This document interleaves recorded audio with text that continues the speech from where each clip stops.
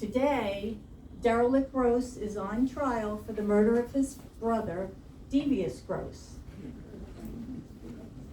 If you're unfamiliar with the deceased, we have a tune written about him. Let's listen.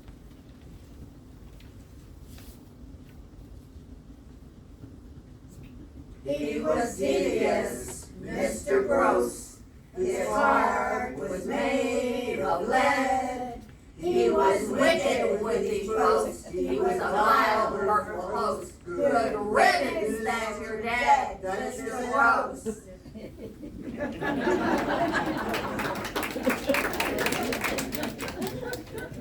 Okay, I see everyone is ready.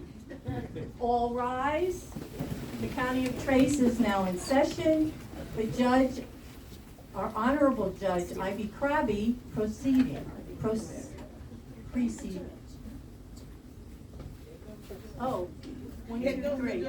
Here comes the judge. Here comes the judge. Glory, hallelujah. Here comes the judge.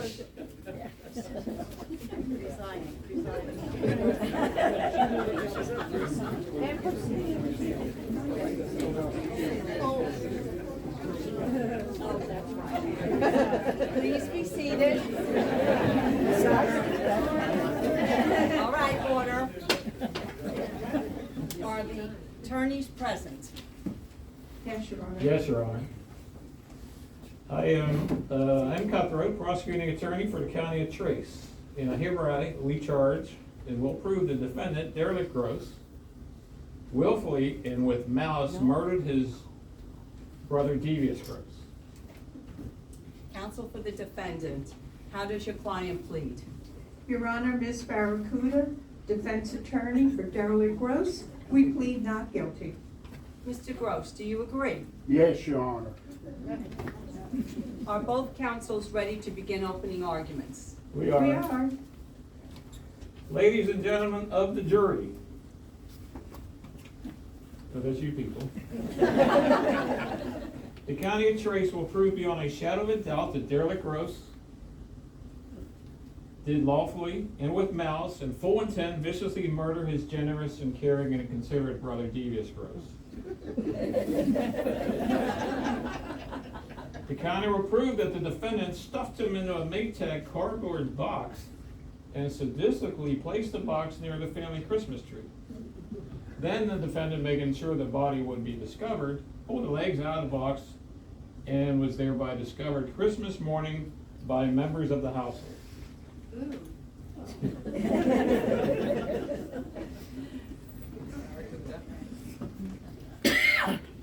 Ladies and gentlemen of the jury, we will show that Devious Gross was a sadistic, vile, unscrupulous vermin of an individual who was hated by all, that many of the others wanted him dead, but the authorities looked at none of the others. Instead, my client, Devious Derelict Gross, was wrongfully detained by the police. He was put into an interrogation room and badgered for hours without food, drink, and water to confess to a crime he did not commit by an overzealous prosecuting attorney.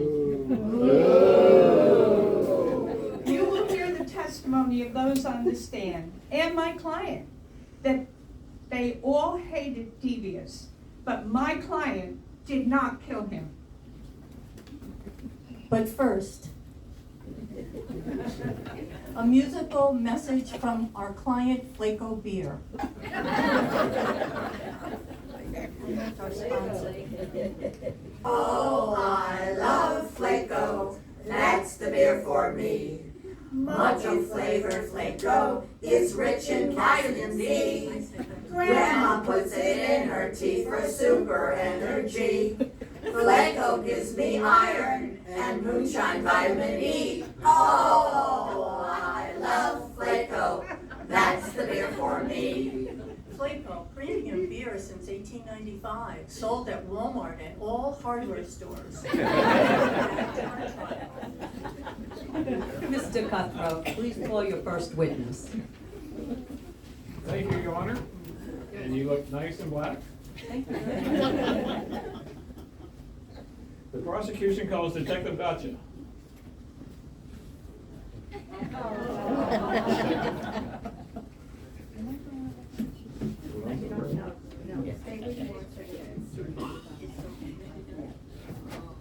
Please. Raise your right hand, place it on the County of Trace HOA sacred guidelines, and repeat after me.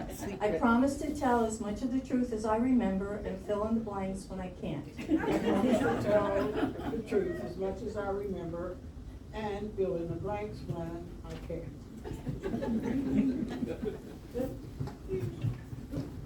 Your Honor, it's been 3 months, and I have other trials that I am involved in. And so, I'm saying that I will read from my notes for accuracy throughout Okay. the trial. That's fine.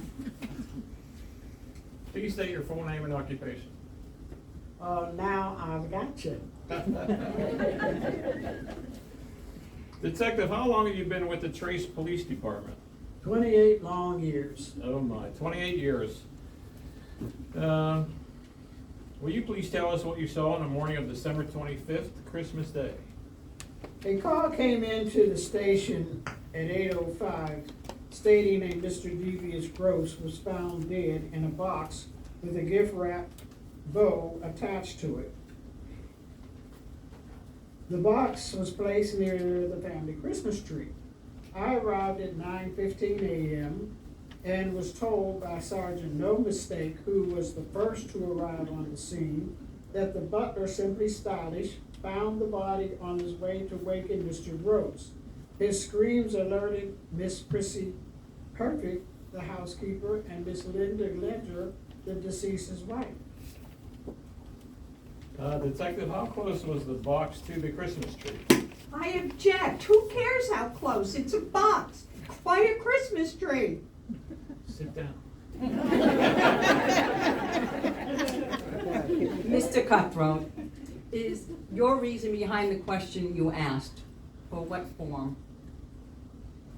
Well, let me tell you, Judge, if it was close to the tree, then it was intended as a present.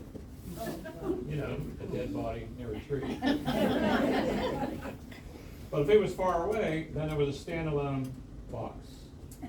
Mr. Cutthroat, please do not try my patience. If it looks like a duck and walks like a duck, what else could it be? Are you insane? A duck? But a human was found in that box. Is there no light in your attic? It was near the tree. Please proceed. My apologies, Your Honor. Detective, was the box originally sealed or open? The box was open. I was informed by Sergeant No Mistake the body was discovered by the butler, Simply Stylish. The butler recognized the pink socks and black slippers that Mr. Gross always wore.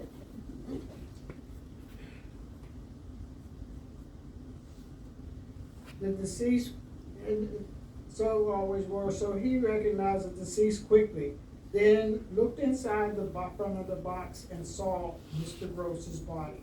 According to dispatch, he called at 8:05 and asked for an ambulance and the police. He stated he did not know if Mr. Gross was deceased or not. The ambulance and Sergeant No Mistake arrived at 8:20, myself at 9:15, and the coroner at 9:30. Detective, since you are with homicide, what did the coroner see that implied that this was a homicide? The victim, Mr. Devious Gross, was naked with ring marks around his body and all over his body. Around his mouth and all over his body. There was no heartbeat. Time of death was approximately around 2 a.m. to 3 a.m. The coroner said he would explain what he found after the autopsy was performed. Did it look as though it was a break-in? No. The butler, Mr. Stylish, was asked that question and said that he locked the windows at night, the night before, and the burglar alarm was set that evening, and he disabled it that morning upon awakening. Who was in the house at this time, and did everyone get interviewed? The guests from the party the night before were invited to sleep over. When I arrived, there was the butler, Mr. Stylish, Miss Prissy Apple Perfect. She is the cook, maid, and housekeeper. Miss Linda Leggy Gross, she is the wife of the deceased. Miss Nellie Gross, sister to the deceased. Derek Gross, defendant's brother to the deceased. The deceased's secretary, Sherry Delight, and vice president of Gross Industries, Mr. George Sneaky. All statements were taken, all alibis were checked out, all were interviewed at the police station and released, except the defendant. He was taken into custody. Why did you focus, never mind, I understand. Why did you focus on the defendant, and where was everyone else, and what were they doing when the deceased was murdered? Well, Mr. Derek's prints were the only prints on the box. Everyone else stated they were in their own room, so we later arrested the defendant. Was the murder weapon ever identified and found? No, not at that time. I have no further questions, but reserve the right to recall this witness. Miss Barracuda, your witness. Detective, who verified that the guests were in their room? The guests themselves. Oh, really? And you believe them? Yes, I had no reason not to. Didn't the defendant say he thought he heard the deceased gagging? Yes, Did anybody else hear it? they said that they didn't hear anything. Let's go back to the box that the deceased was in. Were there any markings on the box? Yes, it said Maytag freezer. Besides having the deceased in the box, what else was in the box? Well, according to my notes, it looked as though it belonged to a homeless person. It had what looked like a bed and an old stained pillow. A plastic crate was standing up with a piece of towel on top, and on the towel there was a candle, and books were piled inside the crate. Also, there was a bag with an apple, orange, a box of Frosted Flakes cereal, and a small container of apple juice. And who was the homeless person that owned the box? Upon interrogation, the defendant kept saying that it was his home. Where was the box kept, and why did he bring it to his brother's house?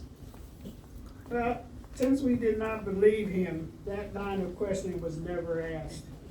Since you claim to have asked everyone where they were, what did my client tell you? That he was asleep in his box when he heard what sounded like his brother gagging. When he came out of his box, he was attacked.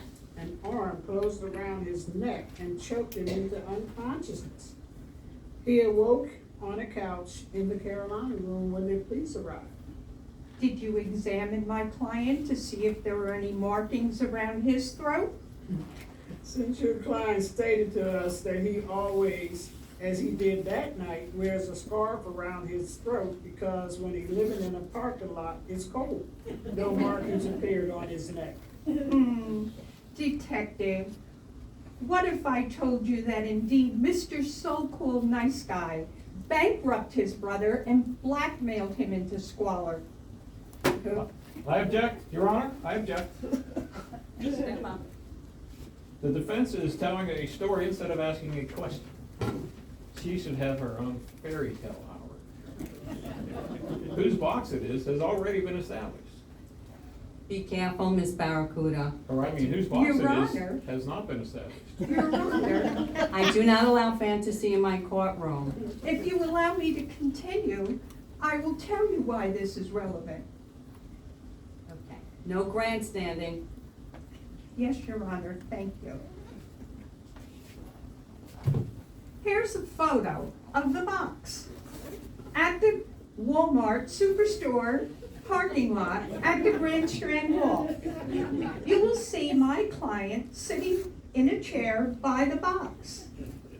Detective, wouldn't it be natural for his fingerprints to be all over the box, if indeed it was his box? I suppose so. However, we don't know if it is the same box or if was it living in the Walmart store.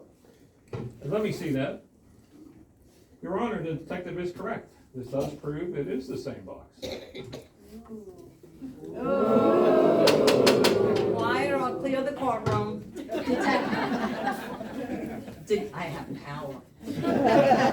Detective, while this trial proceeds, you and your team will go to that parking lot and you will take a picture of the defendant and said box and show as many people as possible. I need to know the validity of Miss Barracuda's claim. And detective, when you return, you better have a damn good reason for why you didn't follow this up in the first place. Do you understand? Perfectly, Your Honor. You may be excused at this time. Please be ready when you have found the information. Yes, Your Honor. Thank you. We now pause for a word from our sponsor, Retracto Hemorrhoid Cream.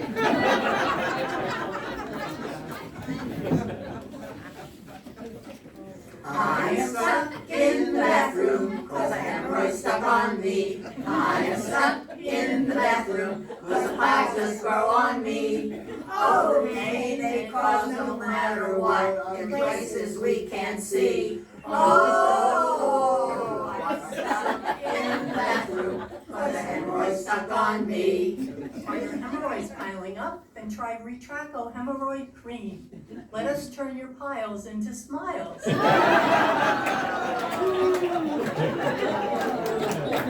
Mr. Cutler, please call your next witness. Prosecution calls Dr. A. Park.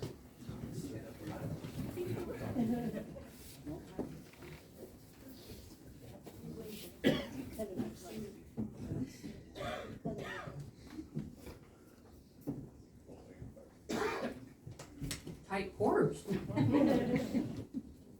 Raise your right hand and place it on the County of Trace HOA Sacred Guidelines and repeat after me. I promise to tell as much of the truth as I remember and fill in the blanks when I can't. I promise to tell as much of the truth as I remember and fill in the blanks when I can. Please state your full name and occupation. Dr. Cut 'em Apart. I'm the Chief Medical Examiner for the County of Trace, and I've been in that position for the past 31 years. Oh my, 31 years, huh? Yes? Wow. Please describe the condition of the deceased when you arrived at the Gross house. Well, according to my report, when I entered the deceased home, I was met by Detective Gotcha. We proceeded into the living room, and there amongst the Christmas tree and the presents was a very large cardboard box marked Maytag freezer. Like that box. Correct. There were 2 legs sticking out of the box. I felt for a pulse on the right and the left ankle, but there was none. So then I crawled into the box, took the deceased's temperature, and noted that the deceased had passed away between 2 and 3 a.m. Thank you. Let me make sure I heard you right. You crawled into the box with a naked dead guy and took his temperature. Correct. How? What markings did you notice on the body? Well, for accuracy, I will read from my report. Markings were noted after the deceased was removed along with the box and brought to the morgue for an autopsy. Upon initial examination, circular marks were found around the deceased's mouth, which created a crevice. The same marks as the deceased was found in the nude appeared all over the front of the body, but none were found on the rear of the body. Was any part of the front of the body excluded? All parts of the body had the circular markings. So could this death have been of a sexual nature? No, those markings were not of a sexual nature. Can you describe what you saw when you began your examination of the body? Again, according to my report, the deceased showed signs of hypoxia. That's where the face turns blue, well, actually bluish gray. The lips and the inside of the lips also turn a bluish gray. And in the worst cases, the fingertips become enlarged. And in my opinion, this is one of the worst cases of hypoxia that I've seen in my 31 years as chief medical examiner.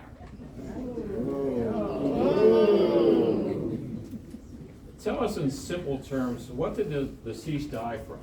The life was sucked out of him.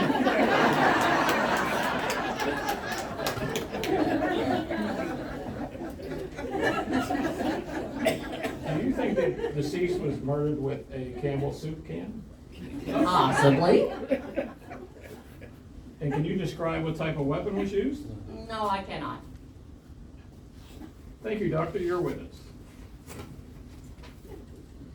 Doctor, were any drugs or alcohol found in this system? Yes, the deceased had a very high level of alcohol in his system. High enough to render a victim the size of the deceased unconscious? The legal measuring scale of 0.40% can bring a person near death. And what was his actual alcohol content? 0.60, and that was enough to kill him. With so much alcohol in his system, could a woman easily have wielded the unknown weapon? Your Honor, I call bullshit. The person on trial is a male, not a female. Your Honor, this goes to the incompetency of the police and the authorities not looking for another suspect. Mr. Guthrow, I am beginning to lose faith in the judicial system, as the evidence provided seems to be on the death of the deceased completely not there. So objection is overruled, and you may continue, Ms. Barracuda. Of course it is. Yes, in the deceased state of intoxication, a male or female could have killed the deceased. No further questions? Mr. Cutthroat, any more questions? Looking good, Judge. Yes, Your Honor. Dr. Clark, could a female lift a body the size of the defendant and place him in a box in the position the body was discovered? In my opinion, it would take a very strong woman to get a dead body into the said box. I have no further questions. Dr. Apart, you may be excused. Thank you. Now a commercial break from our sponsor, Radoration Cat Food.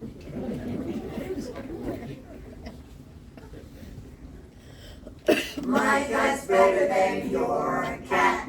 My cat's further than yours. My cat's better 'cause she eats Radoration. My cat's better than yours. Radoration Cat Food, the only cat food that has genuine rats, gizzards, round, and every tasty morsel, sold at not-so-quality pet stores. And now, back to our trial. Mr. Cutthroat, please call your next witness. Thanks, Judge. The prosecution calls Mr. Simply Stylish.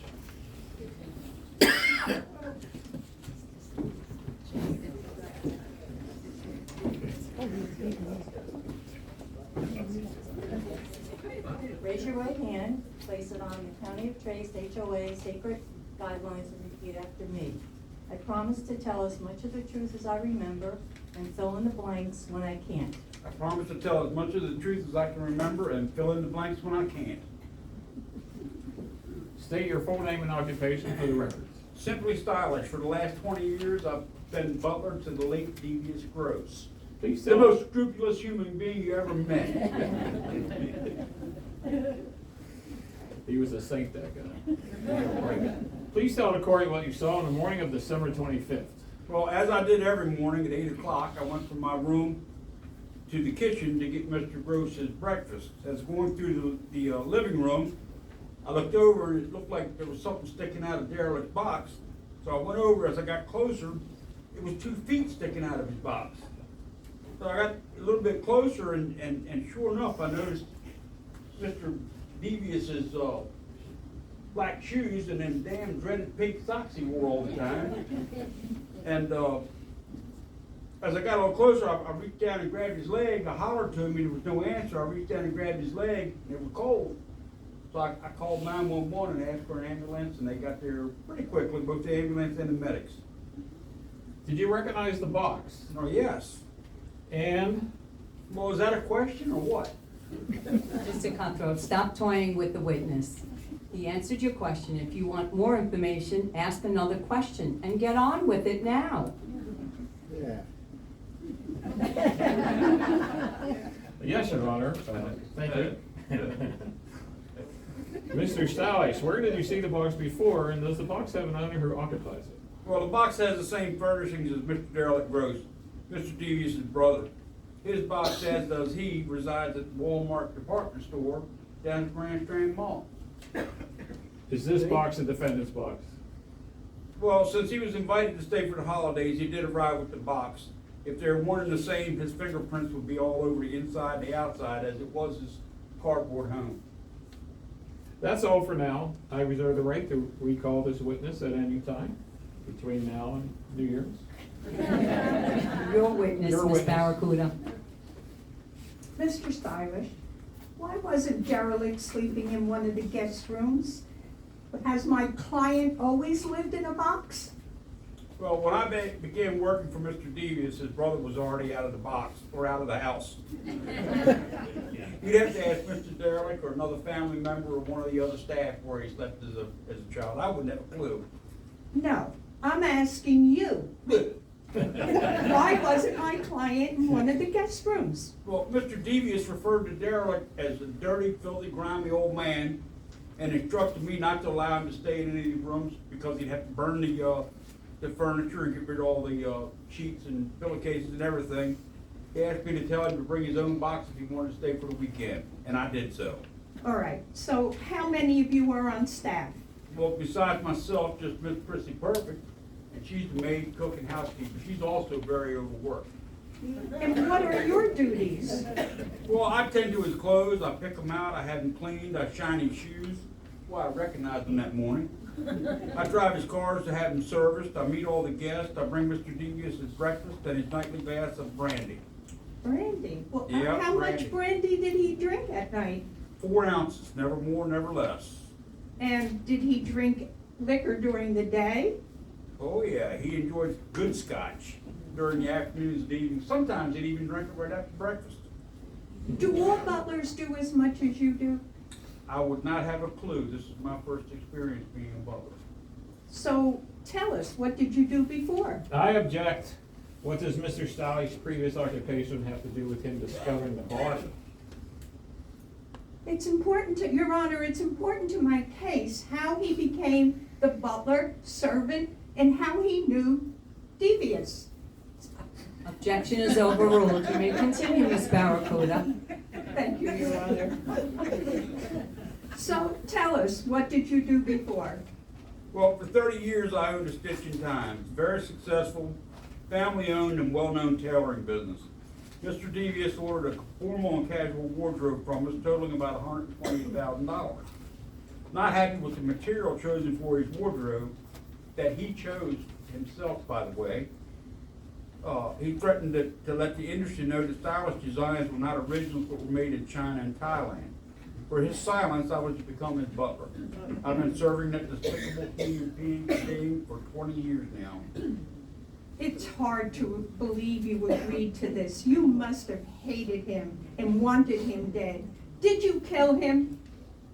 Oh, many times I've dreamt of his death, but in the foulest of ways, like hanging him upside down and using my sharp. Cut off his fingers and his toes, Your Honor. Where was your mind? His scream would have brought great delight to my ears. But Mr. Devious let it be known that if anything happened to him, his threat would be carried out through the dark web and I'd be forever ruined. I couldn't take that chance for myself or my family. But it's been 3 months since his death. Has anything appeared in print? And if not, Why not return to your old business? Well, 20 years is a long time. You lose your confidence as well as your contacts. You know, after 20 years, it was just over. But I celebrate his death each and every moment of each and every day. Did you hate him? You were in the house.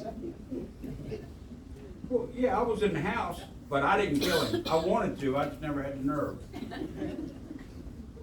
That's all the questions I have. I'll save them for my client. What about I the $3 reserve- million I was supposed to get from inheritance? Yes, Well, yes. I deserve You- that and a lot more you're because I in can his use, will. I can use that $3 million to buy some of that scotch he used to like. Not until probate clears. Yeah, but I deserve that and a lot more. My client came from a wealthy family. How did he end up in a box?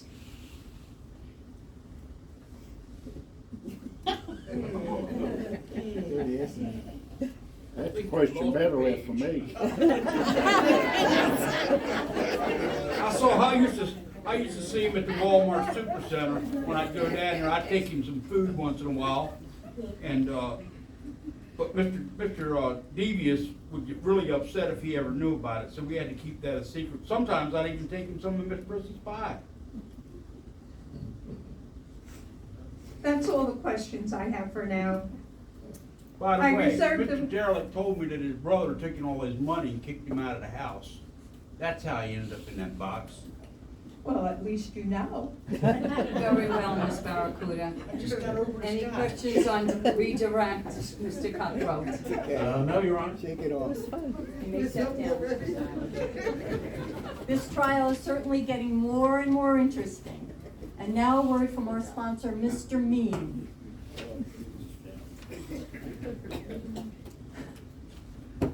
Mr. Mean gets rid of filth and grime and fleas in just a minute. Mr. Mean will clean your whole house with every pest that's in it. Mr. Mean, Mr. Mean, Mr. Mean. Are you riddled with spiders, fleas, ants, bugs, grease, grime, and unwanted in-laws? Then try Mr. Mean, guaranteed to clean your house of all unwanted vermins, family, and other intruders.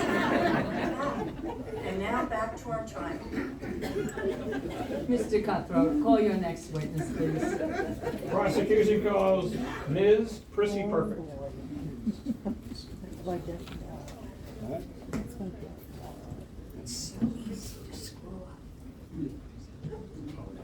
Can you hear me, Jackie? Raise your right hand and place it on the County of Trace sacred guidelines and repeat after me. I promise to tell as much of the truth as I remember and fill in the blanks when I can. I promise to tell as much truth as I can remember and fill in the blanks when I can. Yeah. Please state your full name and occupation.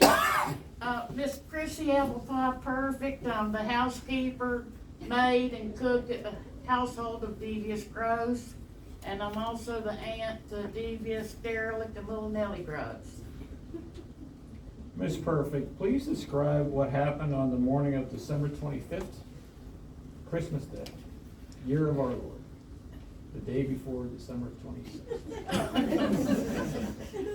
I was in the kitchen cooking breakfast for Devious and his guests when all of a sudden I heard Mr. Stiles hollering for an ambulance.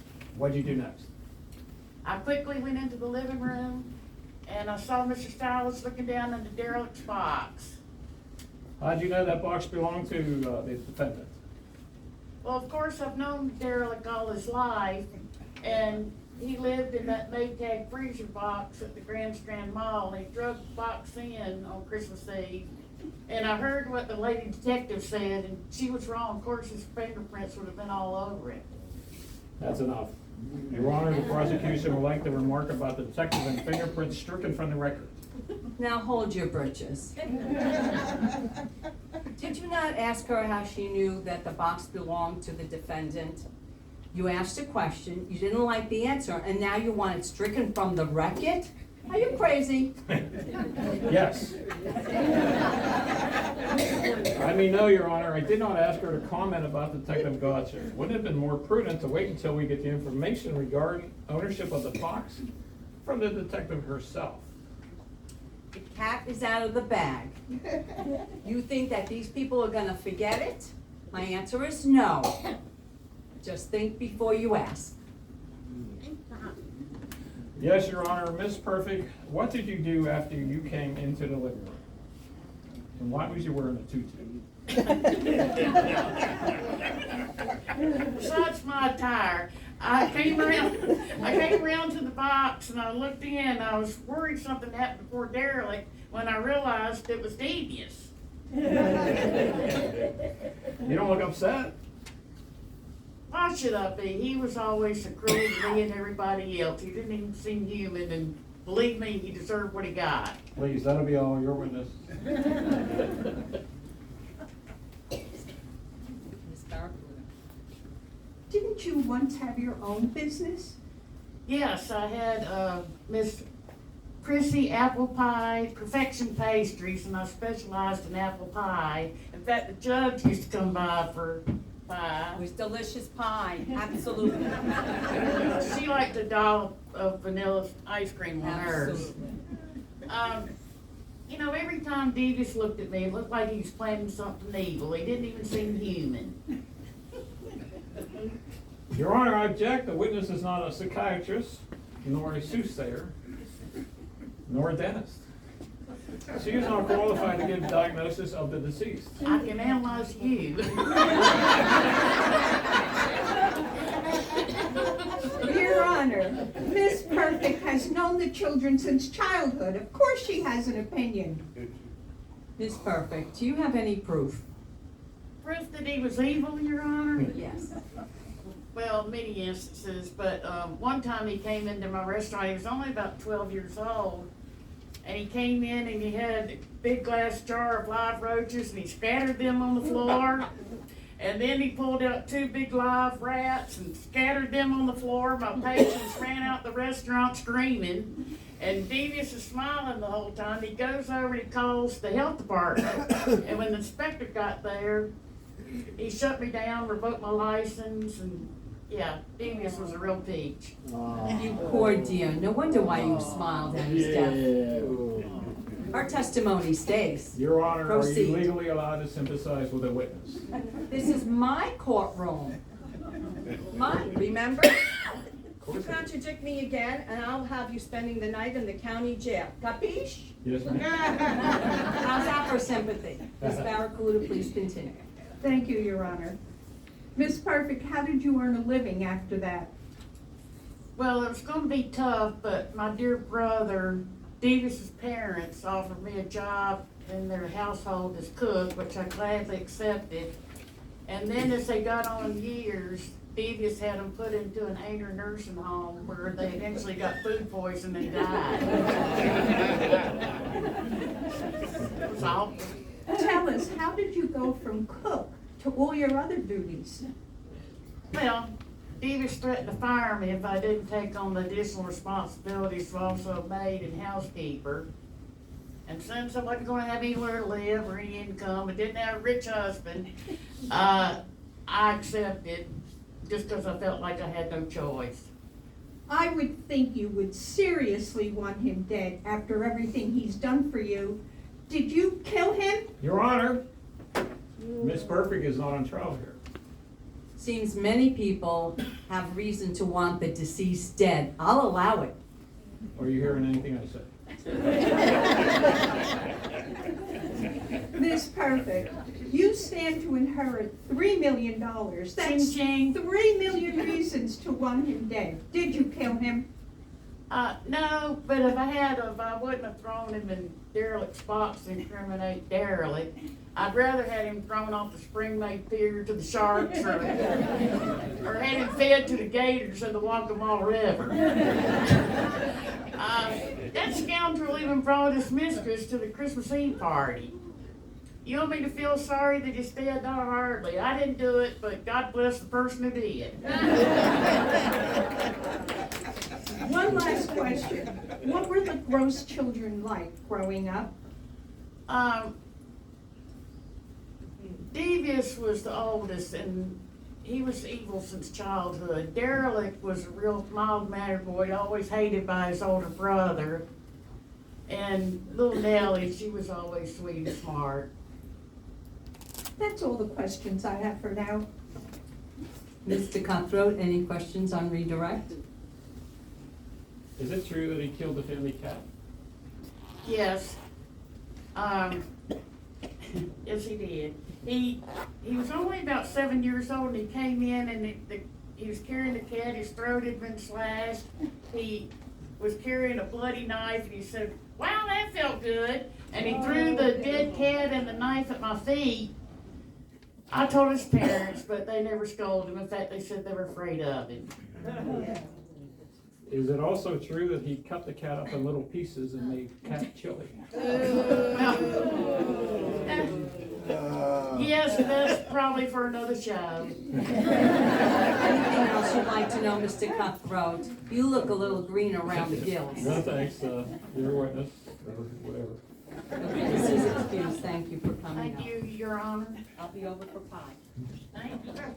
Your Honor, a short commercial break from Stick-On Denture Cream.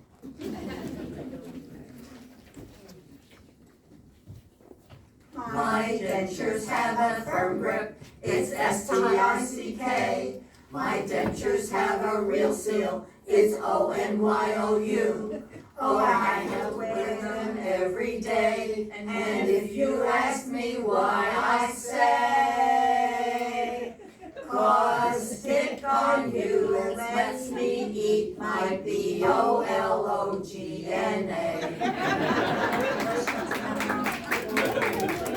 Served up by a waiter, then try Stick on You, a product you can really sink your teeth into. And now back to the trial. Mr. Cutthroat, your next witness, please. Thanks, Judge. Prosecution calls Mrs. Linda Gross to the stand. Mrs. Gross?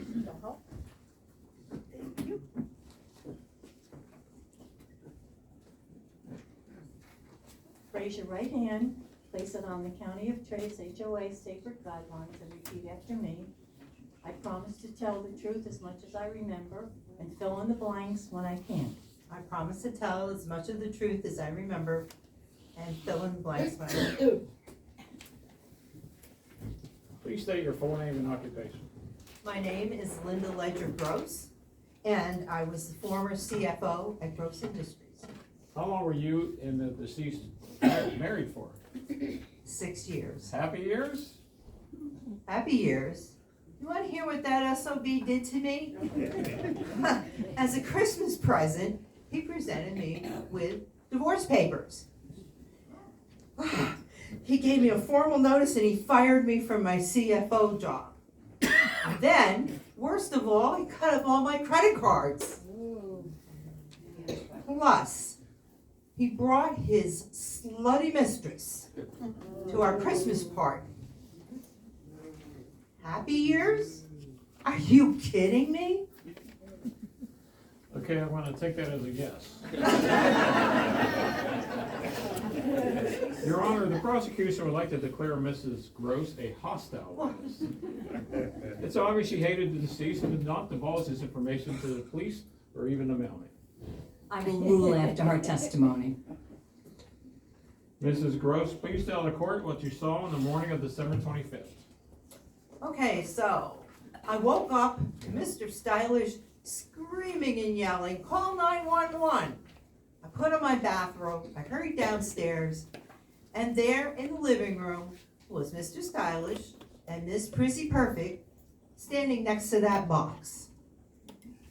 Well, I saw that there was a pair of feet sticking out of the box with the disgusting pink socks that he never washed. And so I realized that they were my husband's feet, and I just stood there and smiled. Why would you smile? Well, first of all, Devious, well, Derelict was not dead. And second, the bane of my life, Devious, was. I could have jumped for joy. What could he have possibly done to you to make you react in such a horrid way? Fine. You want a definition of horrid? I think I do. He began yelling at me on our honeymoon, and he never stopped yelling at me all 6 years that we were married. At work, he downgraded my reports, and he downgraded me in front of the employees that I managed. To further disgrace me, he hired a personal secretary, Ms. Sherry Delight, who was a centerfold model, supposedly, and he would fondle and kiss her in front of me and the staff. He did so even at our Christmas party. Isn't it true that Devious lavished you with clothes, jewelry, memberships in exclusive country clubs? Bought you a villa in Cincinnati? Because you were after his money, and the story you told us is nothing but a bunch of lies. It was Sicily. Oh, my bad. Please, let's be clear. Is that close to Cincinnati? No. And no, they were not lies. He used that villa to entertain his girlfriends. Tried to ruin Devious the way he ruined my life and his brother Derelict's life. I swore I'd make him pay, one way or another. I was overjoyed that he was dead. I have no further questions. You reserve the right to recall this witness. You're a witness. This is gross. This is very interesting. Why was he divorcing you? I would think the lack of respect he showed you, you would want to divorce him. Oh, I did. But when Devious found out I went to a divorce lawyer, he said he would leave me penniless. Do you see that? Me penniless? He'd take the house, the furnishing, my clothes, my job, and then he'd start a rumor that I was embezzling from the company. Derelict, who had the job before me, he did the same to his brother, Derelict. After that, we lived separate lives. We no longer shared the same bedrooms. We each had our own bedrooms, and we were no longer intimate. Well, considering you withheld sex, is it any wonder he went out and got a mistress? As a female, you're a female chauvinist pig. You're a disgrace to women everywhere. You're just like Devious. Forget my personality. His murder comes at a very convenient time. You get the company, you get $10 million. That's a lot of reason to murder your philandering husband. Did you kill him? I used to dream of him going up in flames. He was the devil and he belonged in hell. Did you hate him enough to kill him? No objection, Your Honor. Ms. Gross is not on trial here. Ms. McElroy is accusing each witness of murdering the deceased. Your Honor, Dr. Rapart did state that with enough alcohol in his system, a woman easily could have put Devious into that box. And may I remind Your Honor that the police did not do their due diligence in looking for another suspect. I am still awaiting Detective Gotcha's new report. Since you are doing their job for them, I'll allow it. Please proceed. Of course you will. Mrs. Gross? As much as I wanted to, I would rather have killed him in his secretary's bed and never in Derelict's meager, humble abode.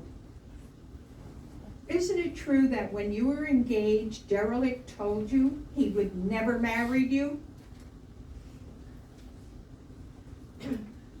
I loved Derelict. I loved him. His brother told me that if I didn't leave Derelict, he would transfer me to Turkey in our office there. And then he would send Derelict to Iowa as a handyman. I left the man I loved, and Devious ruined him anyway. Do you still love Derelict? Yes, I never stopped loving him. That's all for now. Does the prosecution have anything on redirect? Yes, I do, Your Honor. Mrs. Gross, you made a reference regarding the possibility that you murdered your husband. And you said, and I quote, "Never in Derelict's meager abode." So do you really still love Derelict? We all love Derelict. We hated the way that Devious took his brother's inheritance, and then he invested in bonds and stocks, and when the market plummeted, Derelict was penniless. Then he fired him. It's as if Devious made it his life's work to destroy his brother. Sounds like you described the perfect reason for Derelict to have murdered his brother. I object, Your Honor. He's leading the witness. Objection sustained. Mr. Cutthroat, be careful. I will rephrase. Mrs. Gross, did Derelict ever tell you he was angry with your husband? We were both hurt and angry. We kept in touch throughout the last 6 years. That's why I wanted to get a divorce. I wanted to be with Derelict. That'll be all. Ms. Barracuda, any questions on redirect? Yes, Your Honor. Mrs. Gross, it's common knowledge that the deceased had been married 3 times, 3 divorces, no payouts. Didn't that give you an inkling as to what kind of marriage you would have? Haven't you been listening to me? Of course, but I had no choice. We all have choices. Not me. One last question. You have loads of money. Why not hire a hitman? No. I withdraw the question. The witness is excused. The court has ruled. The jury will consider Mrs. Gross a hostile witness. Oh. But first, a word from our sponsor, Lucy Fruit Rum Flavored Laxative Gummies. Thank you, Kathy. Double your pooping, rescue your tummy with Lucy Fruit rum flavored gummy. More than delicious, better than prunes. Chew Lucy Fruit rum flavored gummy. Do you suffer from constipation? Does it stop you from enjoying activities with your friends? Lucy Fruit Gum Flavored Gummy Laxative is 98% proof. After chewing our product, if you can't go, you won't care.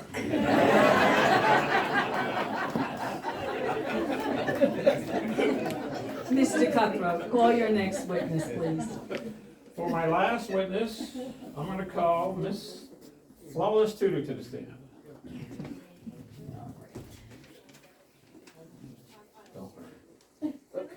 Whoopsie. You dropped it.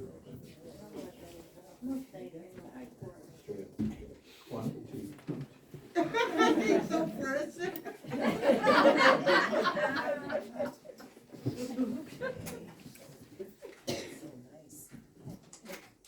Raise your right hand and place it on the County of Trace sacred guidelines and repeat after me. I promise to tell the truth as much as I remember and fill in the blanks when I can't. I promise to tell as much of the truth as I remember and fill in the blanks when I can't. Please say your full name and occupation. My name is Miss Flawless Tudor, and I am a teacher's aide at the Elementary School Academy for the Wealthy. I've been there for 30 years. Did you know the deceased? No. Devious Gross? Yes, I did. He was at the school for 9 years. Were you ever a teacher's aide in one of his classes? Yes, in the 3rd and 4th grade when he was 8 and 9. Was he well behaved? I object, Your Honor. Who cares about an elementary school? This is a murder trial. Mr. Cutthroat, I am of the same mind. Why are you asking the witness this question? Well, it appears that my opposing counsel is out to prove that Devious was an evil man and his death was a blessing. I presume that this witness will balance the scales and show the deceased in another light. Please allow me to continue, Judge. I will give you a short leash. Don't let me regret it. Ms. Tudor, was Devious well liked and was he friendly towards the other children? They adored him. He went out of his way to help them with their school lessons. And he offered to help them with their studies. Was he respectful of the teachers and was he an intelligent little guy? Well, he listened all the time, he did his homework, and he got excellent grades. I have no further questions. Your witness. Miss Tudor, may I remind you, you're under oath. And to give false testimony brings a fine and jail time. Oh dear. I have nowhere else to turn. I need to speak to the judge about these. Miss Barracuda, please take them from the witness and give them to me.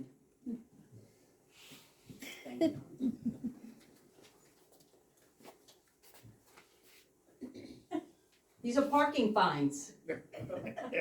Why aren't they paid? And why do you need my help? Your Honor, for the last 10 years, the street that us aides parked on is now a no parking zone. And the school parking lot is for the teachers. So, I will tell you, Your Honor, we have to walk a mile now to get to our jobs. What does this have to do with a murder trial, Ms. Tudor? Well, I've been to the courthouse, I've been to the sheriff's, I've been to the code enforcement, and I've been to the road department. No one can give me an answer. Not one person. They don't even know about the parking zone. So, I will tell you that the school. Don't laugh.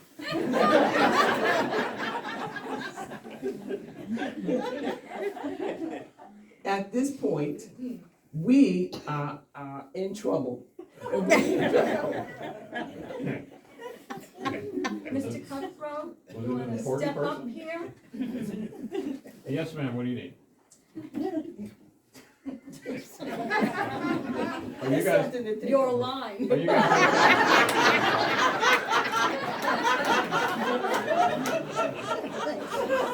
Your Honor, can I interrupt? If an important person asked this same question that we're asking about, they get an answer. Okay, so what's more important than a murder trial for an important person? Oh, well, I'll give you my line now. Your Honor, Miss Tudor came to me. She said she read about the trial and the awful things that were written about the deceased. She said she had some nice things she wanted the court to hear. She also mentioned that every time she parks by her school, she gets parking fines.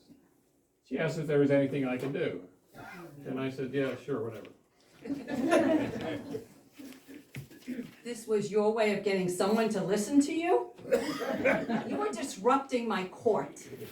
Your Honor, the parking tickets and the money for the summons is disrupting my life. Davis is dead and gone, and I need some help. You interrupted a murder trial.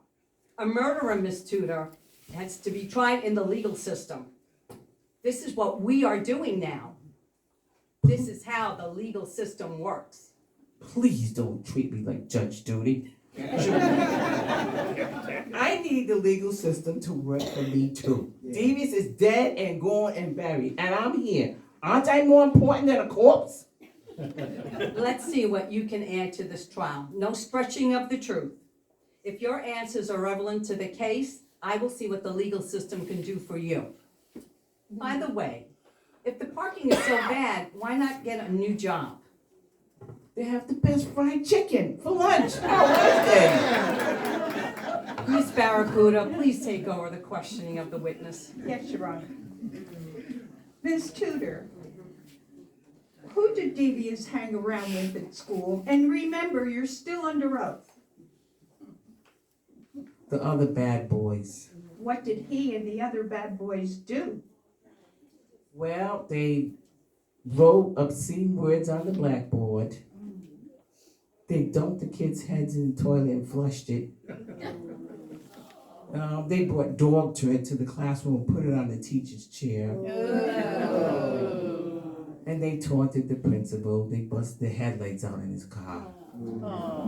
How do you know all this? Everybody knew. Everybody knew. The kids were expelled, but Davies' father, he threatened to take the money that he offered for the gymnasium, so Davies didn't get expelled. Did Devious ever do anything for you that you thought you could profit from? Well, he gave me an apple once. No worms in it.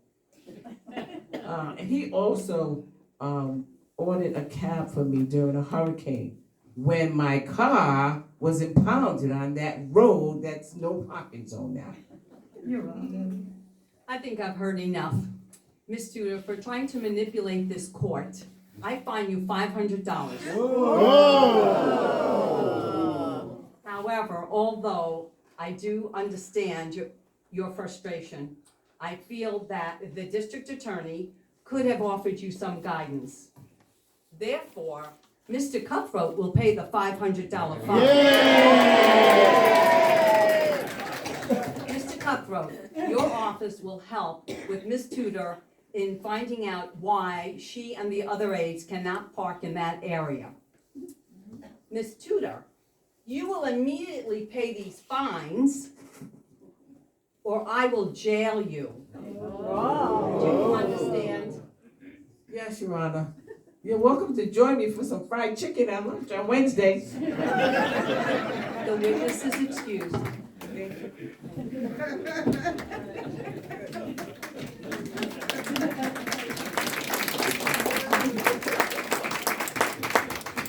Mr. Cutthroat, any other words?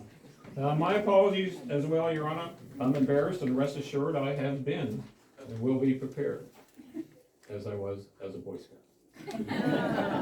We will take a short 15-minute break before the defense calls their first witness. I could use a glass of wine.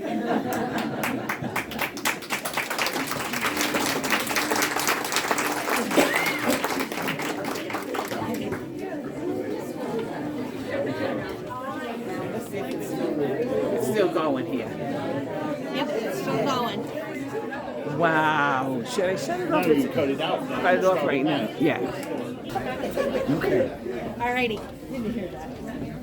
Oh, it's ready.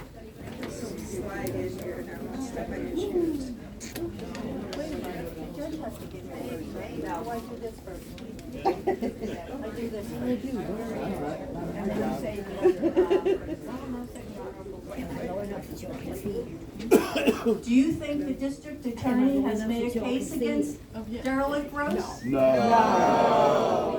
I'm sure some of you have theories as to what happened and who done it.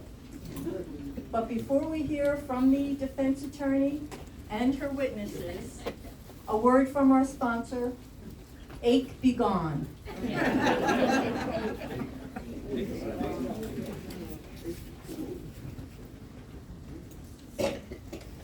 Backaches, major backaches. What kind of folks get major backaches? Tall folks, skinny folks, folks who like to run. Tough folks, older folks, especially a hefty one, get backaches. Major backaches. Just rub in, ache, be gone. Those nagging backaches, change your easy chair or bed because you can't move, then try Ache Be Gone, a revolutionary new cream guaranteed to make you feel like a kid again. A secret decoding ring is included with purchase. And now back to our trial.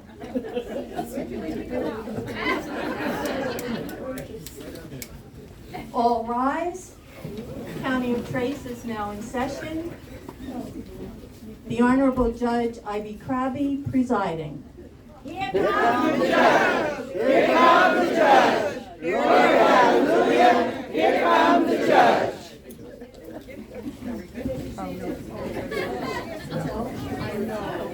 Please be seated.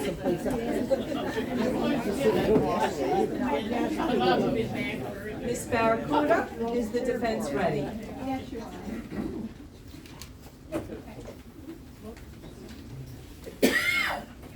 We call Nellie Gross to the stand.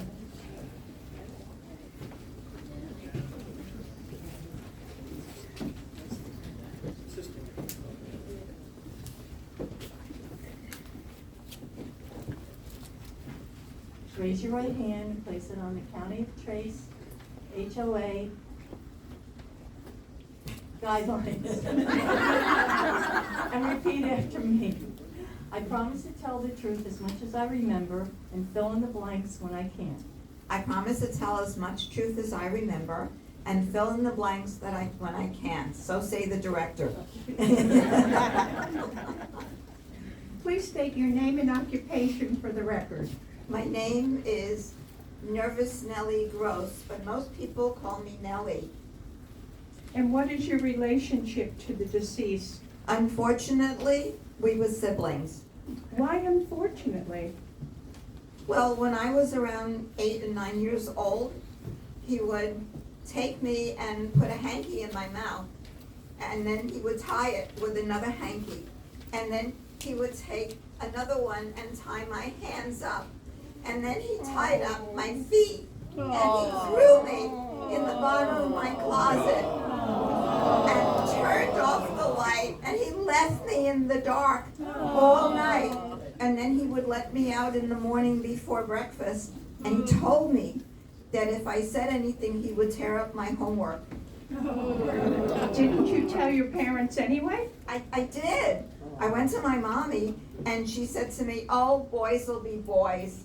And then I went to my daddy, and he just shook his head and just walked out of the room. Isn't it also true that right before your wedding, Devious presented your groom and his parents with phony photos of you having sex with another man? Yes. There I was, dressed in my white gown, and we're ready to walk down the aisle, and these two envelopes come. One from my fiance and one from my in-laws, or to-be in-laws. And there was a picture of me. It was my face, but that definitely wasn't my body, having sex with some guy I didn't even know. And my in-laws said, "That's it, the wedding is called off." And my fiance just looked at me disgusted, and I said, "Wait a minute, you know what I look, that's not me." And he wouldn't believe me. But the torment wasn't over, was it? No.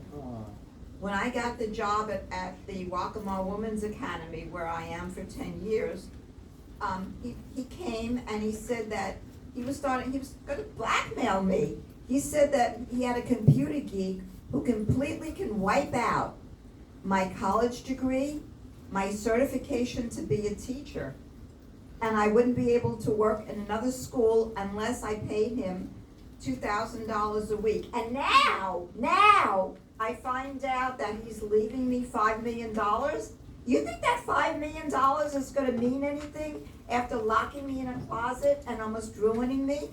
If he were alive, I'd take him to take the $5 million and shove it up, well, you know where. Well, if I really heard a good reason to want him dead, that certainly is one. Did you kill him? No, but I wanted to. You have no idea the dreams I used to have. I would cut his flesh so it would bleed and throw him in a closet. And then the rats that he'd let loose in my aunt's in my aunt's restaurant, I would throw in rats, close the door, but I wouldn't gag him because I'd want to hear him scream as the rats were just eating his flesh. He deserved it. And then when I went to his funeral, the people that didn't know him brought flowers. They should have brought scorpions instead. Too bad you don't have an alibi for the murder. Oh, but I do. George Sneaky and I, we spent the night together in his room. She likes being tied up now.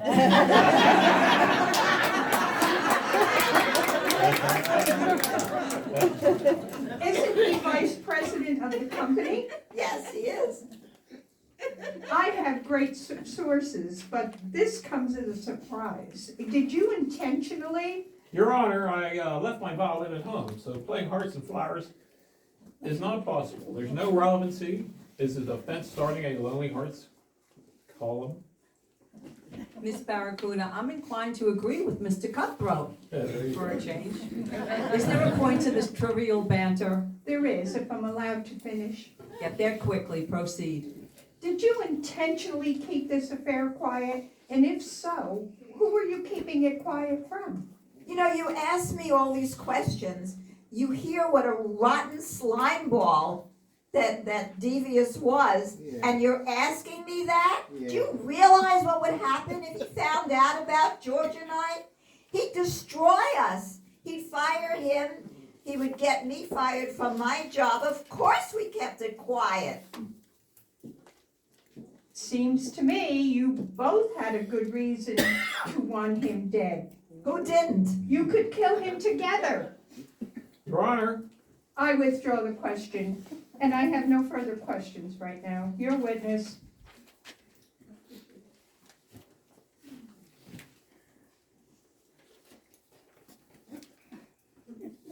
For the 8th time, you cannot have the pictures of me having sex with somebody else.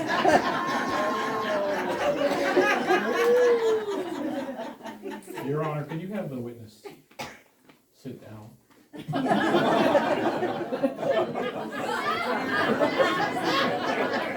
never mind, I thought you were sick.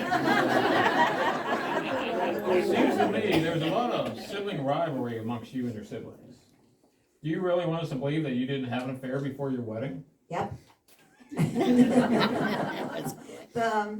The guy who actually posed in those pictures came to see me 3 years afterwards and told me that Devious came to him and said that if he didn't put it on the computer, he would fire him and make his life miserable.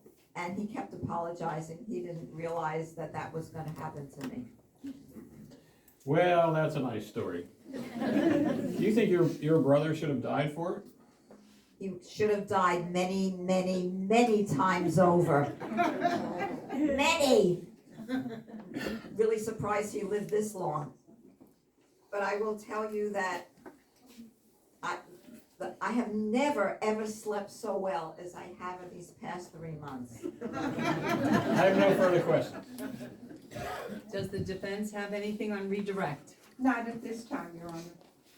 The witness may step down. Thank you for coming. Thank you, Your Honor.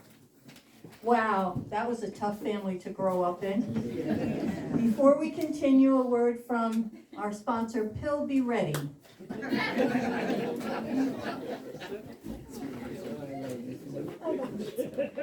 Once upon a time we had a stick so dear.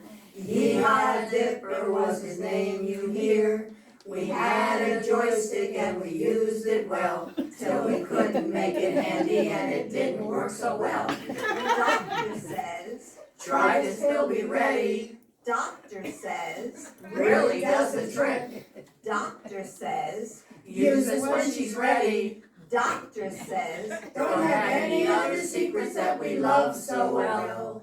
Pill Be Ready, use cautiously. Side effects may include, but not limited to, flatulence, skin peeling, hiccups, increased scratching, dandruff, loss of teeth and drooping eyelids. If standing at attention for more than 8 hours, call your doctor. Pill Be Ready, use responsibly.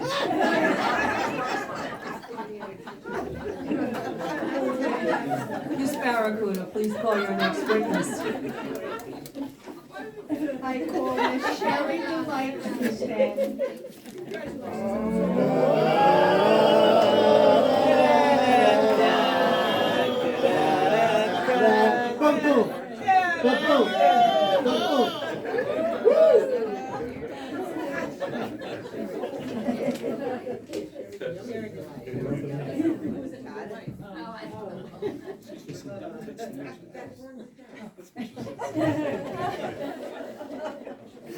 Are you Happy all to be right? right. Yes, I am just.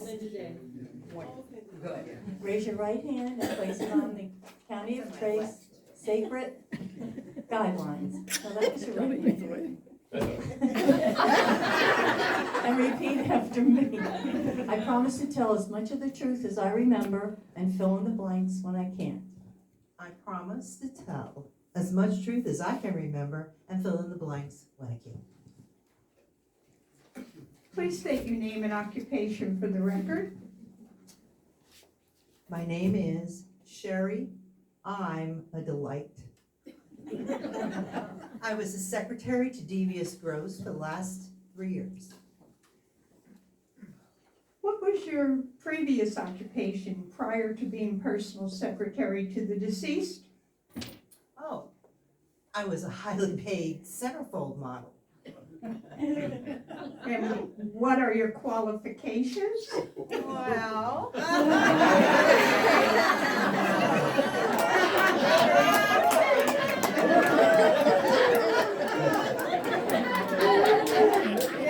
Any more questions?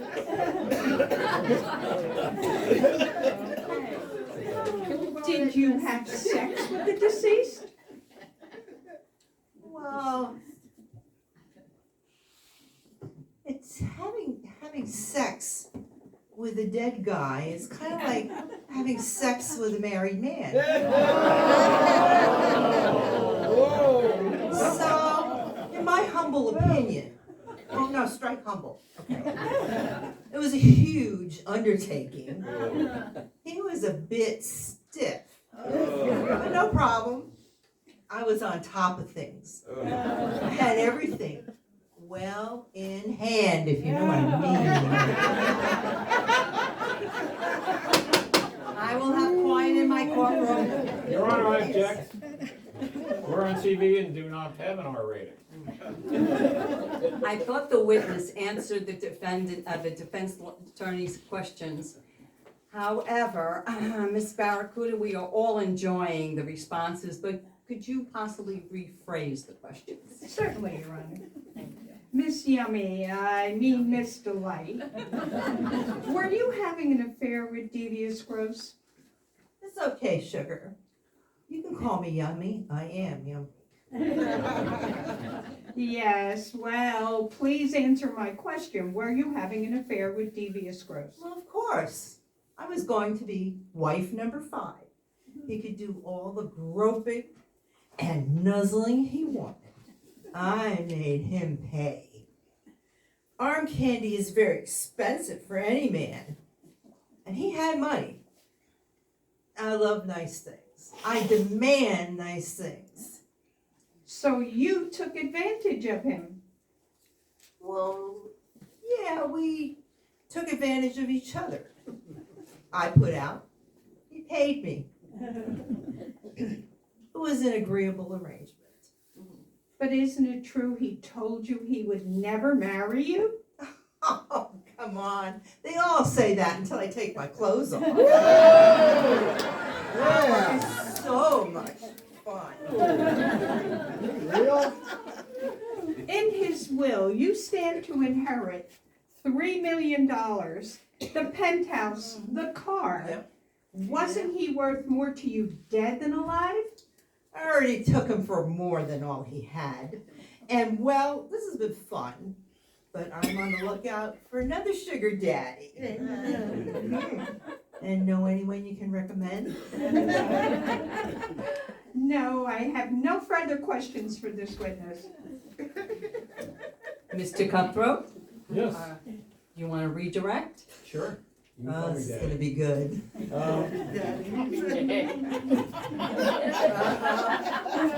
have a question for me? I do have a question. When you have sex with a dead guy, is it true you have to do most of the work? Yeah, sometimes you do, but like I said, it's all the same to me. Considering all the deceased lavished on you, wouldn't you say he had some redeeming qualities? Well, let me see. The guy cheats on his wife in public. We all know that, right? He brags he bought me a penthouse. He flaunts me in public, so we'll get back to his wife. And he treats her like dirt by yelling and screaming at her in front of all the people. And I could go on and on and on. So, what do you think his qualities were, big boy? Well, let me ask you this. Look how he treated you. Weren't you taken care of? Well, this was a business transaction. No money, no sex. No penthouse, no sex. No jewels, yes. No sex. He just wasn't used to the tables being turned on him. Now, Sugar, tell me about your resources. None of your business. I have no more questions. Ms. Barracuda, would you like to ask any questions on redirect? Yes, Your Honor. Mr. Light, aren't you and Linda Gross related? Order in my court. The witness will answer the question. Yeah, so what? Our mothers were sisters. Everybody says we look a little bit alike, of course, in high school. I got all the dates. So you're cousins, which means you screwed your husband's cousin. No. Or did you both screw him? It wasn't like that. I helped her financially by giving her the money that he gave me so that she wouldn't wind up penniless when she was dumped. And he would dump her and leave her penniless, as he did his other 3 wives. And where were you between the hours of 2 and 3 when the deceased was murdered? Well, Linda and I spent the night together. She was a mess after his Christmas gift. Getting served with divorce papers and even credit cards cut up and fired. She needed family who understood her and knew what a rotten, revolting excuse for a human that Devious was. What a wonderful scenario for murder. No further questions. Mr. Cutthroat, anything on redirect? No, Your Honor. She may step down.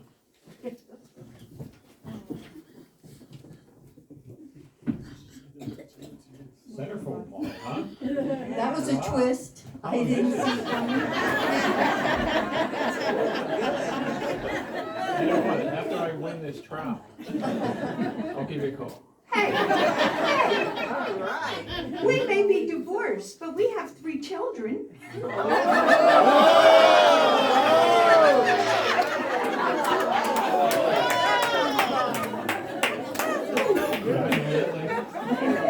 So anyway, I have a couple things I'd like to talk to you about. Yeah. I'll call you.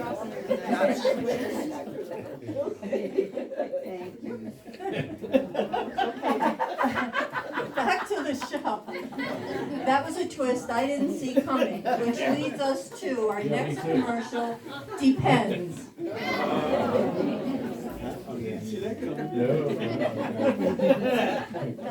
If I wore my hands, I'd wear it in the morning. I'd wear it in the evening, with less time in the can. I'd never leak in public. I'd never leak in private.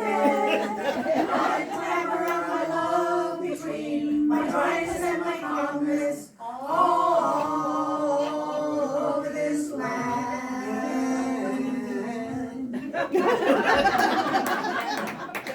Now that's on trial. Ms. Barracuda, please call your next witness. The defense calls Mr. George Sneaky. You go get him, Georgie. Oh, sneaky.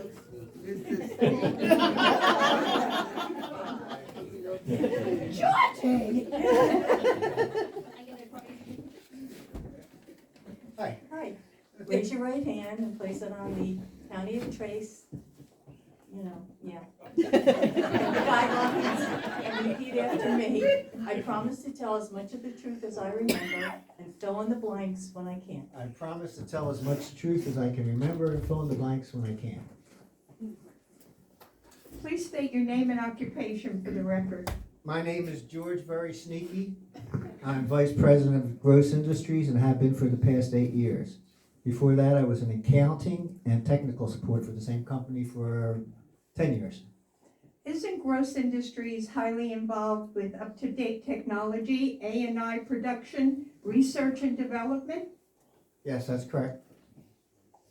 Miss Nellie Gross stated that she was with you between the hours of 2 and 3 when the deceased was murdered. Is that correct? And how long have you two been together?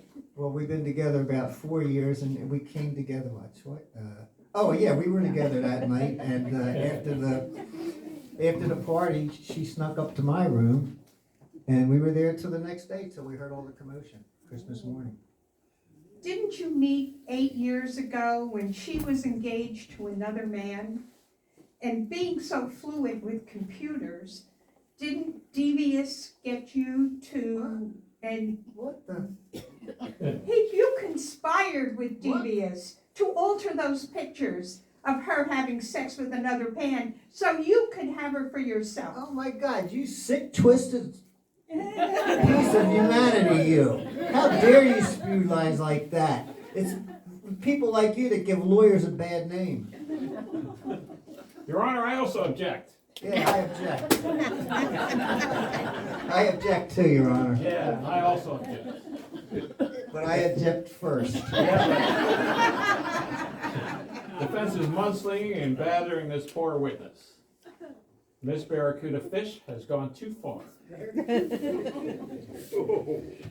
Are you getting desperate, Barracuda, or did you just wake up on the wrong side of the ocean this morning? You know better than to try anything on with the crap on my courtroom, right? I withdraw the question, sorry. Mr. Sneaky, why was your relationship with Nellie Gross a secret? Well, we knew if Devious found out, he'd ruin us.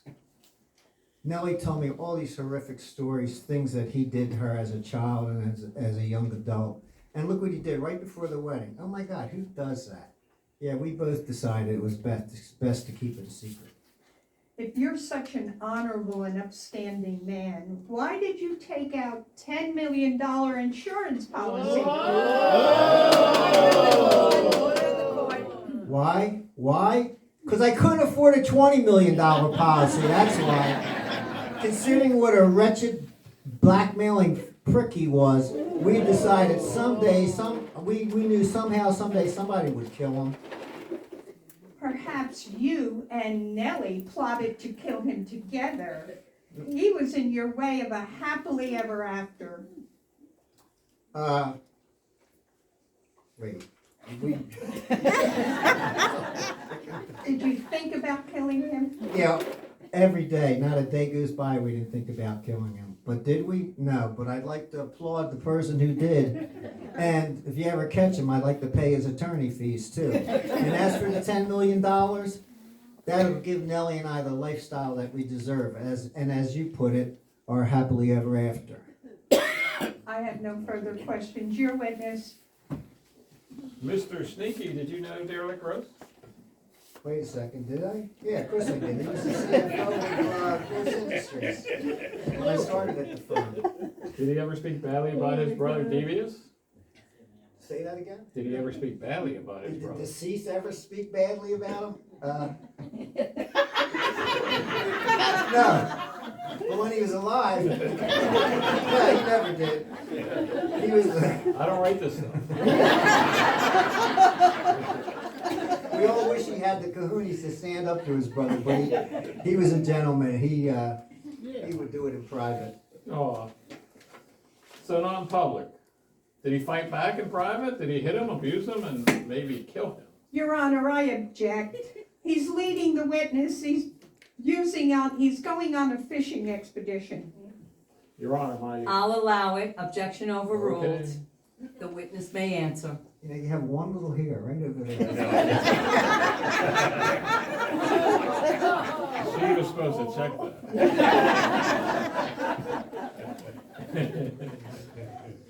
What was the question? No. Well, Derelict was never violent or abusive. He had every employee's back. If he thought Devious was treating somebody badly, he stuck up stuck up for him, but it was always done in private.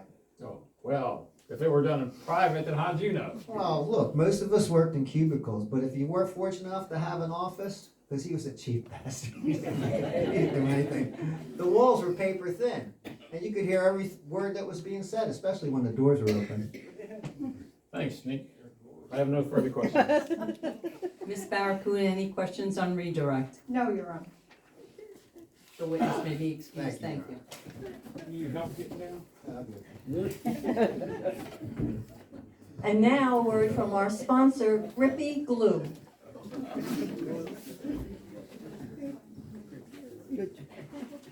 It's grippy, for hair it's a wonderful glue. It's safe on skin, he has a pin, it is a grippity glue.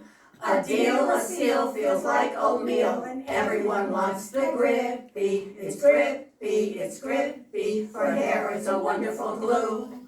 Are you plagued with balding or thinning hair? Then try Grippy Glue. Used to glue back fallen hair. Grippy the glue that sticks it to you.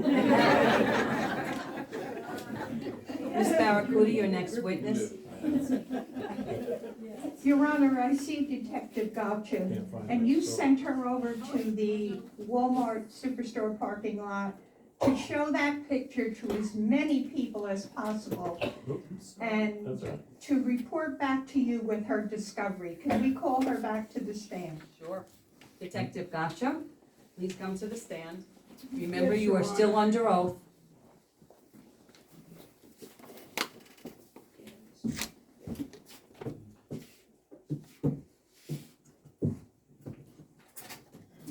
Detective, did you follow my instructions? And do you have the information that I requested as to whose box this belongs to? I do, Your Honor. I have given the court as well as both attorneys our findings. Please tell the court what you have discovered. Upon showing the picture of the box, its contents, and the photo of Darrell Gross, the Walmart manager and several of the employees stated it was Darrell Gross who owned and lived in the box. And the same box is housed on the Walmart parking lot at the Grand Strand Mall. Detective Gotcha, do you now concede that charging derelict Gross with murder solely on the evidence that only his fingerprints were on the box is a premature move? And this trial is a waste of the taxpayers' Your money. Honor. Yeah. Detective Gotcha's report appears to show that there are other reasons why this person was murdered. Detective, please elaborate. My final report states the defendant has no alibi for the time of the murder. When asked by the Walmart staff why he was living in the box, he proceeded to tell them it was his brother's fault, and he wished his brother dead. Although many people hated the deceased, derelict was the only one who was continually tortured and forced to live in squalor. The police stand their ground that he is the correct suspect. However, I acknowledge since the box belonged to him, his fingerprints would be all over it. In light of the discovery that the box where the deceased was found indeed belonged to my client, and the flimsy evidence against him, and no murder weapon, I demand an immediate dismissal and the defendant be released without prejudice.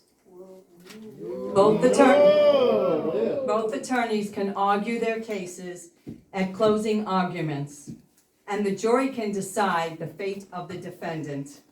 The trial continues. Detective, you are excused. Thank you. Your Honor.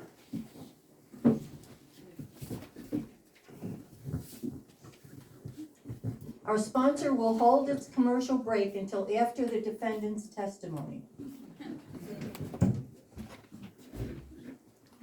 Ms. Barracuda, call your last witness. Derelict Rose to the stand.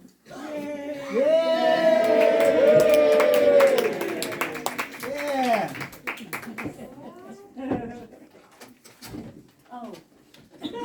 Yada, yada, yada. I promise to tell as much truth as I remember and fill in the blanks when I can. Please state your name and occupation for the record. I'm derelict Turk Gross, and I'm currently unemployed. And please tell us, where do you live? Right there's a picture of me right there in a Maytag freezer box in the parking lot of the Super Walmart store at Grand Strand Mall. That sounds impossible. Where did you do in the intense heat, in the cold winters, and hurricane season? Well, in the very cold or very hot days, Walmart lets me wander around in their storage area. If a hurricane's coming, I move my box around back near the loading docks where I'm somewhat protected against the wind and the elements. In exchange for them letting me wander around in their storage area, I organize their stock for them. And they very kindly feed me food and let me use their bathrooms where I wash up best I can. I know there's less fortunate people than you in the world. You came from a rich family. You went to good schools. You were CFO of Gross Industries. What happened? My older brother's what happened. He wanted everything I ever had. He had the finest slingshot growing up. I made mine out of paper clips and rubber bands. He broke it. He had the finest clothes. Whatever I wore, he took a liking to. He would tear up or burn. He had expensive toys to play with. Whatever I played with, he would break. He even stole and married the woman I loved. Why didn't you tell your parents? I did, but my father would just say, son, you gotta man up. And my mom would say, poor little Devious was going through a phase, just ignore him. Didn't they ever reprimand him? Yes, one time when he was about 10, my father tried to, but he set the car on fire. Then he told all of us if we ever yelled or tried to reprimand him again, he would burn the family house down with us all inside. And he, as sole survivor, would inherit everything. Let's get to how you came to live in a box. You came from a wealthy family. Tell us. Well, Devious had convinced me to give him most of my savings. He said he had a tip from an inside trader on a stock that was going to split and go way up in price. He said we'd make billions. So you made billions? No, the stock crashed and burned. It left me almost penniless. And then I did the same thing happened right now. It left me penniless. But I still had my home, my job, and Linda. But soon, he started going after Linda. And he told her he was going to fire me unless she agreed to marry him. So in order to save me, she married him. But after they got back from the honeymoon, he fired me anyhow. I had no money, nowhere to go. I couldn't even collect unemployment insurance. He told them what a horrible employee I was. That's how I ended up in that box. That would make me angry. Mr. Gross, did you kill your brother Christmas morning? No! Tell us what happened between the hours of 2 and 3 when he was killed. Well, I was sleeping in my box, and then I heard a noise, strange noises. I thought it was my brother Devious gagging, so I got out of my box to see what was happening.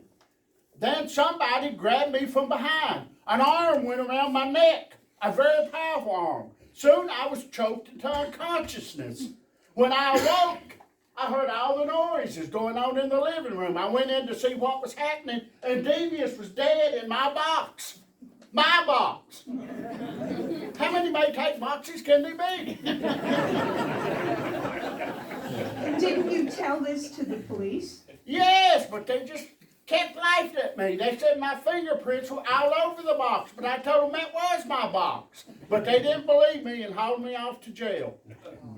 Derelict, did you kill your brother? No! That's all the questions I have for now. You're a witness. Tell me, killer.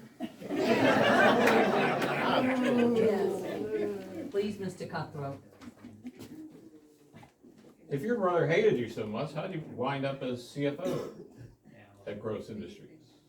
Well, when I was going to Coastal Carolina College, my father made sure that I majored in business and accounting. It's his idea to get me into Gross Industries. After I got through my undergraduate and graduate work, I got a job in the account department in Gross Industries. After about 8 years, I got promoted to CFO. It was then when Devious went to the board about firing our father. Well, what was your father's goal for Devious at Gross Industries? Well, when Devious was going to Coastal Carolina, he majored in business and computer sciences. But unlike me, he demanded it starting near the top. He wanted to be at least vice president. My father relented and made him vice president. You stated the board fired your father. How'd that happen? Well, Devious was making bad business decisions. Gross was losing millions of dollars. My father went to confront Devious about this, and they fought. And for the first time, my father really began yelling and screaming at Devious. And then all of a sudden, our father collapsed to the floor. He had had a stroke, which left him confused at times. That's when Devious went to the board about our father. What was it like working with your brother? Well, at first he was very respectful. Then he started blaming me for shortages in the company. Then he went after your girlfriend? Yes. So, for your whole life, you took all you owned, he robbed you of your childhood, your job, and your girlfriend. Your Honor, I object. Sit He's down. baiting the witness and drawing conclusions. Mr. Cutthroat, get to the point of what you really want to ask, please. Thanks, Doug. How you doing? Mr. Gross, with all the hatred you had for your brother, wouldn't you have been better off with him dead? Do you think I'm insane or stupid? I'd kill my brother and leave him in my box? No, I didn't kill my brother. But you wanted and wished him dead, yes? No. Your Honor, he's doing it again. I withdraw the question. Redirect, Ms. Barracuda. Yes, Your Honor. One last question. Mr. Gross, did you kill your brother? No. Defense rest. The witness is excused. Thank you. Go Chanticleers.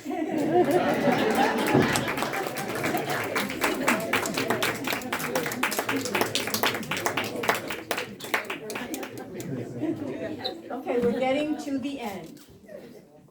I'm sure a lot of you have opinions, and for those of you on the fence, usually the closing arguments seal the deal.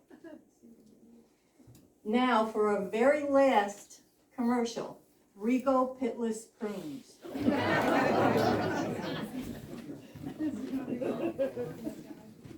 I like to eat a prune a day with coffee all alone. I like to go at least once a day. It keeps me regular. Prunes, the real thing. Does your life feel like the pits? Are you irritable, irregular, and bloated? Then start your day with an explosion. Eat Rigo Pitless Prunes, the alternate laxative. And now back to our trial.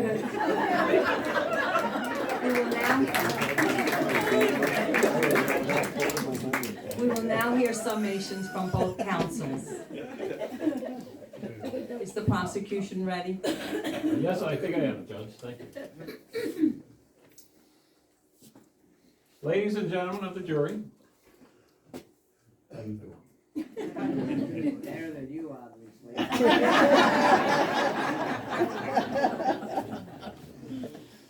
You've heard the evidence and witness testimonies.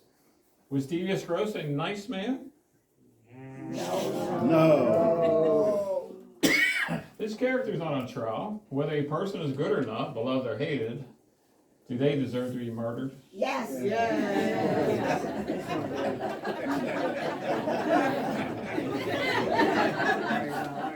Let's look at the facts. 7 people were in the house when Devious was killed. The only fingerprints on the cardboard box where the body was found belonged to his brother, Derek Gross. That's my box. The coroner stated the deceased died of hypoxia, said the life was sucked out of him, then he was put into a cardboard box. Derek told the people at Walmart that he wished his brother dead. It would take a strong person to get him out of the box. Derelict is tall, strong person, and Devious, upon his death, left a sizable amount of money to 6 people that night. In his own way, he may have been making restitutions, but this we will never know. The important fact is justice must be served. You, ladies and gentlemen, except you. Darn it. It's your civil duty to bring justice to Devious Gross. To do so, you must render a verdict of guilty in the first degree. Hey, it's not only me.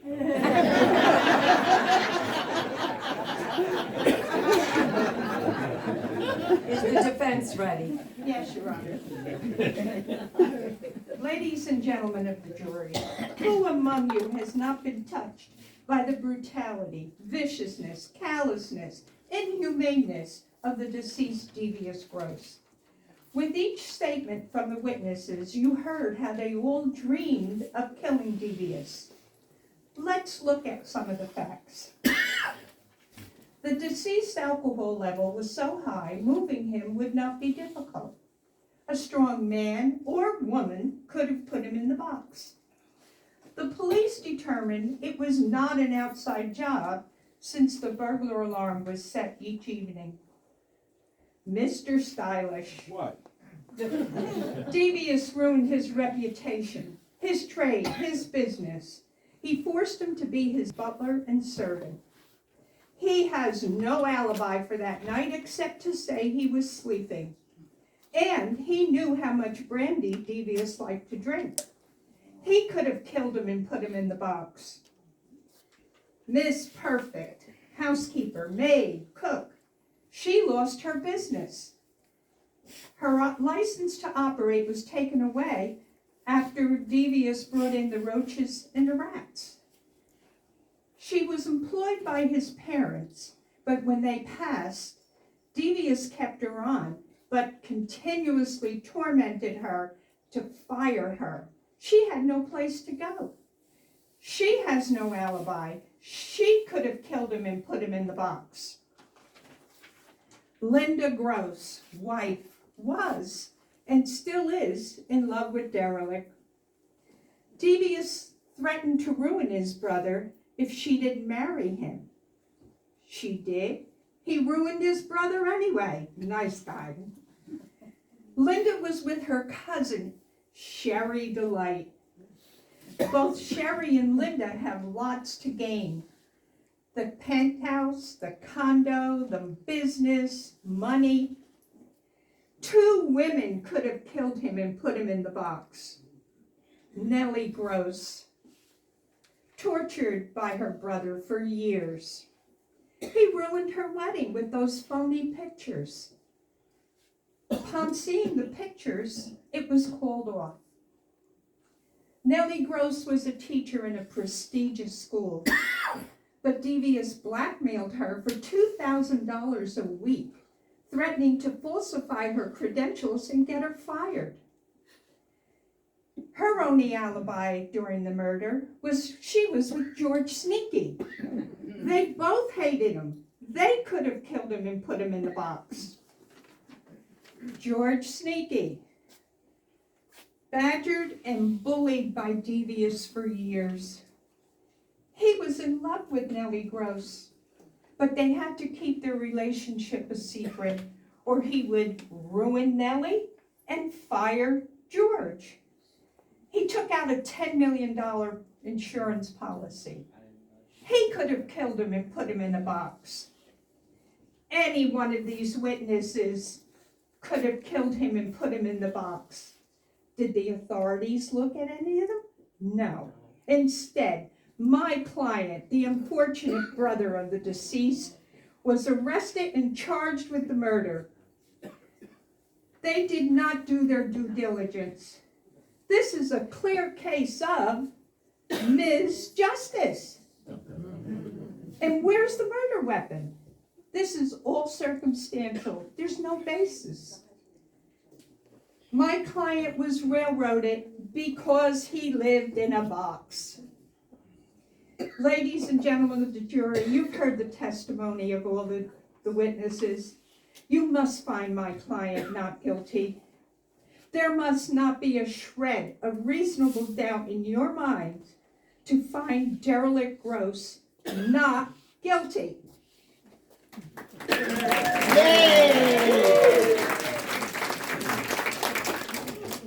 Ladies and gentlemen of the jury, to reach a decision, 1, you must weigh the evidence. 2, did the prosecution and the police arrest the right suspects? 3, did the police look at all scenarios leading up to the murder? 4, were there any other possible motives by others besides the defendant? 5, are you completely satisfied that justice was done? 6, the law states that you must not have a shadow of a doubt in order to convict.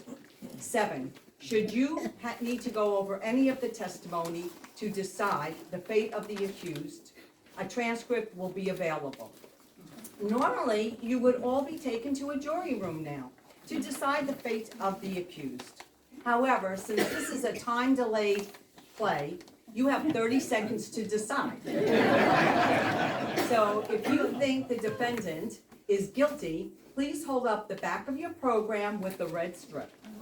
If you think the defendant is innocent, please hold the front of your program. On the count of 3, hold up your cards. 1, 2, 3. The decision is final. Derelict Gross is innocent of the murder of and is free to leave. Thank you, ladies and gentlemen of the jury.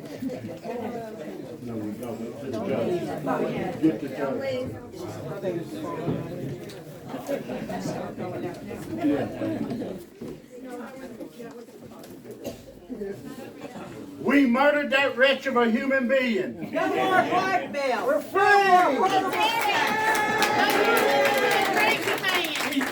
We did it! Yeah. Let's all get the murder weapons.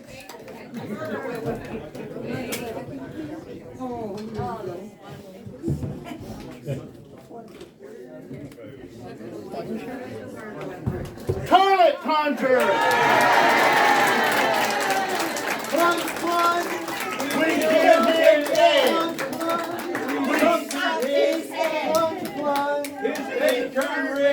Plunge, plunge. We expunge that bad guy dead. Everybody. Plunge, plunge. We killed him dead. Plunge, plunge. We killed him dead. Plunge, plunge. We turned red. Plunge, we killed that bad guy dead.